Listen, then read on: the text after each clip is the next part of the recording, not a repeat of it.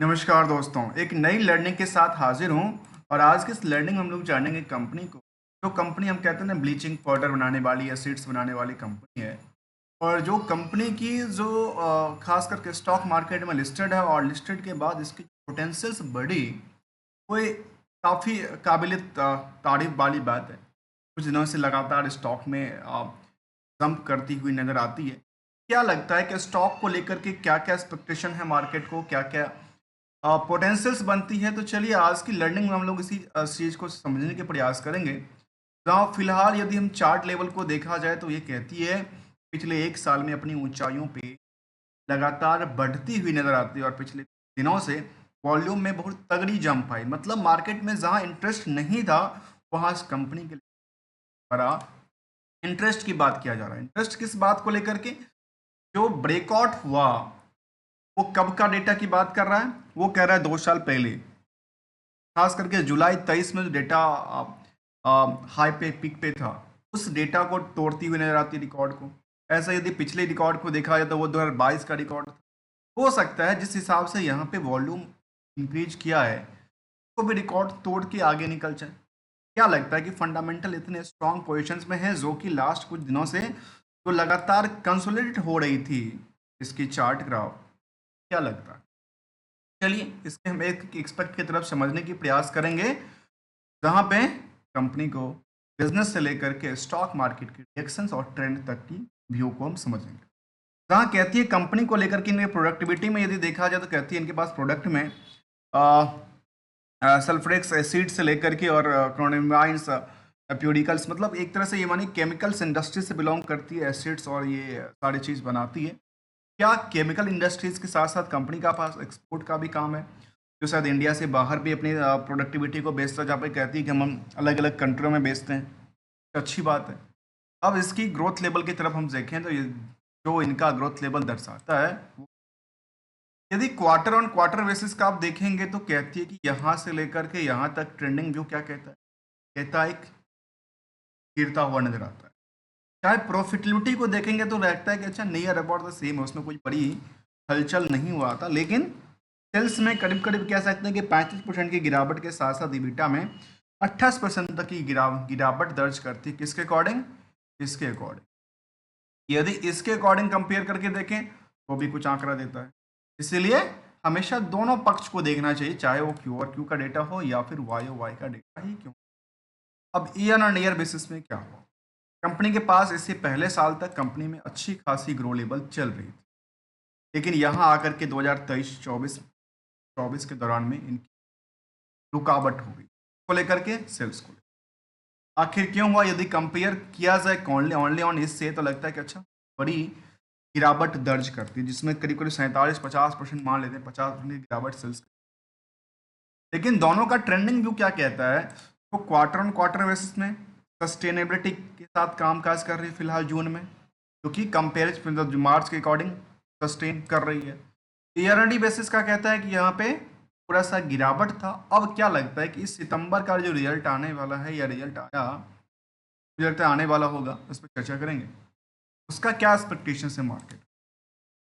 चलिए जानने के प्रयास करते हैं कंपनी की उन पढ़तों को, जहां फिलहाल कहती है कि बुक वैल्यू इस कंपनी का 467 रुपये का है, इंट्रेंसिक वैल्यू का लग रहा है। अब इससे एक बात समझ में आती है, जो कंपनी के पास जो करंट प्राइस है वो इनकी इंट्रेंसिक वैल्यू से नियर अबाउट भी नहीं पहुंच का, हाफ के आसपास कहता है। अर्थात इसके अकॉर्डिंग यदि देखा जाए तो यहाँ पे डबल का gap upon comparing to the current price in the intrinsic. दूसरी तरफ यदि ये देखा जाए तो कंपनी का पीई क्या कहता है? तो पीई का आंकड़ा और इंडस्ट्रियल की बाकी कंपनियों का आंकड़ा कहती है यहाँ भी करीब करीब कह सकते हैं कि डबल से ज़्यादा का गैप अप। तो यहाँ पे ऑब्वियसली क्या हो सकता है, यहाँ से 100% यदि और मूव करता है आगे चल करके, मैं ये कह सकता हूँ कि स्टॉक की प्राइस में करीब करीब 1600 से लेकर के और क्या 2000 को आगे टच कर सकती है, ऐसा एक्सपेक्टेशन बनती है। और ये जो डेटा की बात कर रहा हूँ, ये 1600 से लेकर के 2000 का, ये दोस्तों मैं अपनी तरफ से कुछ नहीं कर रहा हूँ, जो जो जो यहाँ के डेटा कहती है उसके अकॉर्डिंग के बात। जबकि कंपनी में डेट्स बिल्कुल फ्री है, कंपनी डेट्स फ्री है, और 1300 करोड़ का मार्केट कैप, करंट रेशियोज काफ़ी ज़्यादा क्या यहाँ पे इस जैसे ज़्यादा होगा, इसके लिए क्या करना पड़ेगा, हमें R2R को समझना पड़ेगा। क्यों समझना पड़ेगा? क्योंकि इसमें 3 एस्पेक्ट को हम लोग समझते हैं। एक तो risk to return, risk to reconciliation, दूसरी तरफ रिस्क टू रिवार्ड को समझते हैं, तीसरी तरफ रिस्क टू रिटर्न को समझते हैं। इन तीनों में कुछ ना कुछ एक्सपेक्टेशन निकल के आएगी, कुछ ना कुछ कंक्लूजन निकल के आएगी। क्या ये जो प्राइस है ये आगे चल करके सस्टेन करने वाली है, या ऐसा तो नहीं कि मार्केट 500 के कर रही थी नियर अबाउट 340 का। प्रोमोटर्स की होल्डिंग अच्छी खासी है, आरओसी और आरओबी के आंकड़ा थोड़ा सा ठीक ठाक बनती है, एवरेज से थोड़ा सा कम ही आंकड़ा देती है। तो मार्केट में के प्रति क्या पोटेंशियल्स हैं, चलिए हम समझने के प्रयास करते हैं। जो कंपनी 2005 में बनी थी और कंपनी का नाम था रॉयल सीमा। इस कंपनी के लेकर के कुछ परतों को जब हमने वहाँ पे देखा तो हमारे सामने ये निकल के आई, कंपनी लगातार ग्रोइंग फील्ड में कंपनी कामकाज करती। जब ग्रोइंग्स में फील्ड में कामकाज करती रही तो कंपनी करीब करीब 570 करोड़ तक का क्वार्टरली इनके पास किसी जमाने में 2022 में हुआ करता था, लेकिन अभी सेल्स इसका लगातार गिरा हुआ करीब 200 करोड़ के आसपास पहुंचा। जबकि प्रॉफिटेबिलिटी का आंकड़ा यदि देखा जाए तो ये भी अभी हायर पे नहीं है, क्योंकि कंपनी में 20 करोड़ तक का आंकड़ा को उन्होंने देखा के आसपास को बुक क्वार्टर बेसिस। ऐसे ईयर ऑन ईयर बेसिस का यदि डेटा को संभाल के देखें तो निकल के आती है कंपनी जो 23 में ग्रो लेवल था वो 24 में आके गिर गई। प्रॉफिटेबिलिटी भी गिर गई। प्रॉफिटेबिलिटी में कह सकते हैं कि तीसरे पायदान पे आके खड़ी हो गई, क्योंकि लगातार मार्केट कंसोलिडेट कर रही थी। लेकिन क्वार्टर ऑन क्वार्टर बेसिस पर जब आप देखेंगे तो कहती है नियर अबाउट द सेम, कहा था नियर अबाउट द सेम है, 1 करोड़ का डिफरेंसेस है, 5% के आसपास का डिफरेंस बनती है। वो लगता है कि अभी सितंबर वाले में ऐसा तो नहीं कि गैप अप को फुलफिल कर देगी, जिसकी वजह से मार्केट की डिमांड बनती नजर। अब R2R के लिए हमें क्या करना होगा, रिस्क टू रिकंसिलेशन में हम चर्चा करते हैं खास करके बैलेंस पीएल को, बैलेंस शीट की उन परतों से जहाँ हमें हकीकत को बयां करता है, और यहाँ हकीकत का बयां में कहता है कि रिड्यूसिंग द डेट्स। दूसरी तरफ कहते हैं इंक्रीजिंग द फिक्स एसेट्स, और एसेट्स के अलावा की बात करें तो क्या मार्केट में कुछ रिस्क भी इनके लिए, कहते नहीं 45 दिन के रिस्क है, उसमें कोई रिस्क नहीं है, लेकिन रिस्क की परसेंटेज क्या है। यहाँ तो कहते हैं रिस्क फ्री है, लेकिन रिस्क की परसेंटेज क्या कहती है, वो कहती है 107 करोड़ के आसपास का मार्केट में उनके पास क्या उधार सेल्स का आंकड़ा था। और इसमें 3 नंबर को हमेशा नोट करके देखिए, एक कंक्लूजन निकलेगा जो मार्केट में रिस्क कितने परसेंटेज होती है, क्योंकि ज़माना आईबीसी का है। 3 नंबर मैंने लिया, 3 नंबर में ये देखने को मिलता है कि 25% के आसपास कह सकते हैं तो इनका जो प्रॉफिटेबिलिटी उन्होंने बुक किया उसके भरा हुआ है, जो हाथ में अभी तक कुछ मिला नहीं है। इनके लिए थोड़ा सा सेंटिमेंट कहता है, लेकिन रिस्क फैक्टर की बात करते कि 45 दिन में पैसा आता है, जहाँ पे इनकी रिड्यूसिंग होना चाहिए था वो इनके लिए थोड़ा सा क्या हुआ, इंक्रीज हो गई। ये इनके लिए डिमेरिट की बात कर, लेकिन इन सबको दरकिनार किया जाता है यदि फंडामेंटल की बाकी सारे एस्पेक्ट इनके ठीक ठाक देखने को मिलती है, कुछ एस्पेक्ट को दरकिनार करते हुए आगे बढ़ा जा सकता है, और ये इस तरह के आंकड़ा देखने को, जहाँ प्रमोटर और पब्लिक की होल्डिंग के बीच में कोई बड़ी होल्डिंग नहीं है FIDI की बात, ऐसा देखने को मिल सकती है कि मार्केट में जब वहाँ पे वॉल्यूम आई थी, इस वॉल्यूम के पीछे किसका काम, क्या मार्केट को केवल और केवल इस हिसाब से देखा गया कि मार्केट ब्रेकआउट होने वाली है तो नए प्लेयर आ गए, या पुराने प्लेयर आकर के अपनी पोजीशन को बेचेंगे जिन्होंने सस्ते रेट में लिया होगा, और नए प्लेयर फिर दोबारा मार्केट में एंटर करेंगे। इसी तरह के आंकड़ा को देखा जाए तो हमने यहाँ पे देखा, और ईयर ऑन ईयर बेसिस का ग्रोथ का लेवल यदि हम देख रहे थे ट्रेंडिंग व्यू के अकॉर्डिंग, तो ये कहती है कि लास्ट 3 साल में इसमें बहुत बड़ी प्रॉफिटेबिलिटी सेल्स का नहीं किया, प्रॉफिटेबिलिटी का बात नहीं किया। स्टॉक प्राइस CGR थोड़ी बहुत करके जंप करती है, लेकिन अब जाके थोड़ा सा उछाल बनाती हुई नजर आती है। अगर टाइम फ्रेम की बात करूँ तो रिटर्न ऑन इक्विटी की बात कर रहे थे तो वो 10% 11% बस नियरली करता है, रिटर्न प्रोवाइड करती है निवेशकों को। अब सवाल आता है क्या जो कंपनी है, कंपनी में सेगमेंट वाइज भी कुछ इनकम जनरेट करती है, ऐसा कुछ आंकड़ा निकल के आती है कि नहीं आती।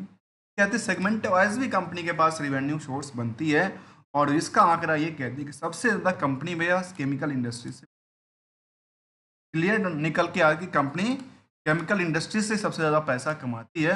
और केवल यदि ये आप देख लेंगे कि बैलेंस शीट में क्या पोजीशंस कहती है चार्ट लेवल, तो शायद हमें उन पोजीशनों के बारे में नहीं पता चलता जो पोजीशंस हम उधार को लेकर देखते हैं, प्रॉफिटेबिलिटी को लेकर देखते हैं, जो कि एक बुक ही वैल्यू होता है। और यहाँ पे इसके अकॉर्डिंग कहता है, क्या पता है, इसके अकॉर्डिंग ये स्ट्रॉन्ग टू स्ट्रॉन्ग की बात करता है कि यदि एसेट्स की तादाद में 3% की गिरावट आए और लायबिलिटी आपकी 40% गिर जाए, इससे अच्छी बात क्या हो सकती है।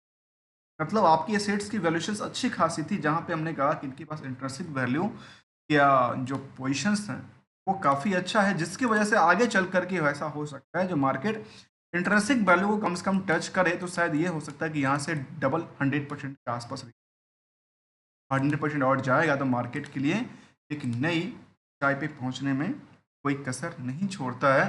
जहां पे हम पोजीशन की बात कर रहे थे कि प्रमोटर और पब्लिक की होल्डिंग के बीच में कोई FIDI की नहीं है, यहाँ पे पब्लिक की पोजीशन में करीब 37% के आसपास की पोजीशन है।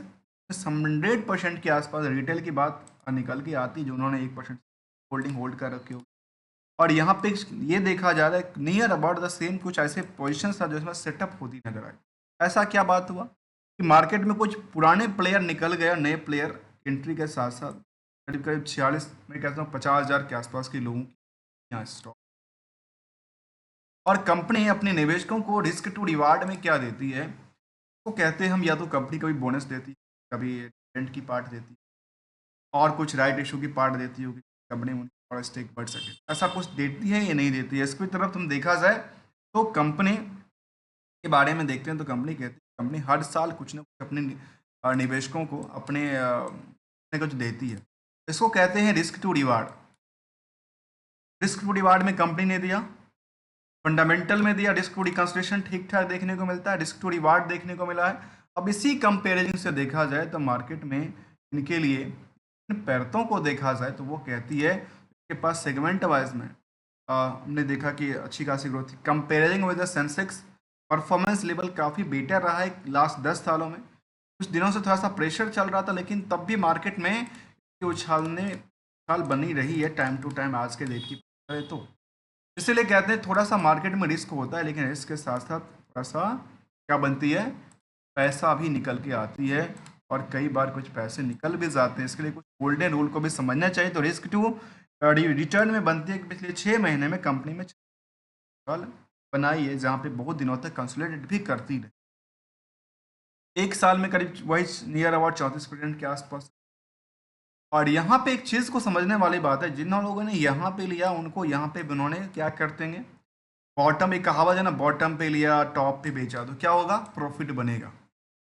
और यहाँ पे लिया तो फिर वेट कर, फिर यहाँ पे लीजिए, फिर जैसे यहाँ पे देखते हैं इनको फिर दोबारा और जब तक प्रॉफिट बुकिंग नहीं होगी ना, पोर्टफोलियो आपके बैंक में पैसे नहीं, फिर पोर्टफोलियो में ही रह जाती है और वो एक दिखता ही रहता है, उससे आप यूटिलाइजेशन के लिए उसको निकालना पड़ेगा।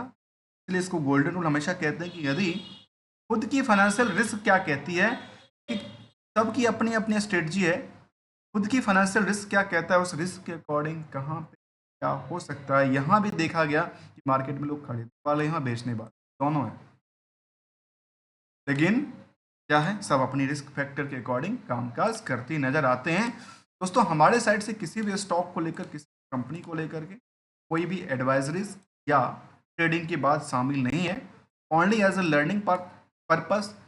वीडियो में यदि आपको वैल्यू एडिशंस मिलता है तो चैनल को सब्सक्राइब, वीडियो को लाइक कर सकते हैं। बेटर लर्निंग अवेयरनेस सपोर्ट देने के हमारे ज्वाइन बटन पे हैं। मिलते हैं कुछ नई कंपनी के साथ, न्यू स्ट्रेटजी के साथ। तब ये thank you and enjoy it.